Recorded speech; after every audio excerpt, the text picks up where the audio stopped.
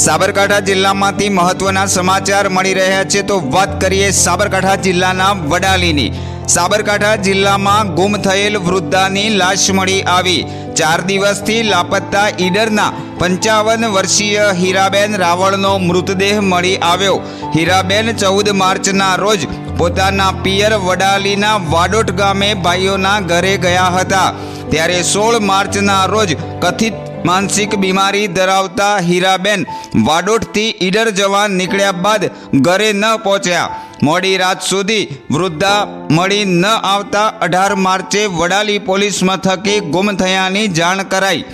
Vadali Khedbrahma highway road પરના વાડોટ પાટિયા નજીક રોડની સાઈડના ખાડામાંથી વૃદ્ધાની લાશ મળી આવી। 112ની ટીમ અને વડાલી પોલીસે ઘટના સ્થળે પહોંચી લાશનો કબજો લઈ વડાલી સિવિલ હોસ્પિટલ ખાતે પીએમ અર્થે ખસેડવામાં આવ્યા। વૃદ્ધાનું મોત કયા કારણોસર થયું તે દિશામાં વડાલી પોલીસે વધુ તપાસ હાથ ધરી। બ્યુરો રિપોર્ટ, ખબર વડાલી, સાબરકાંઠા।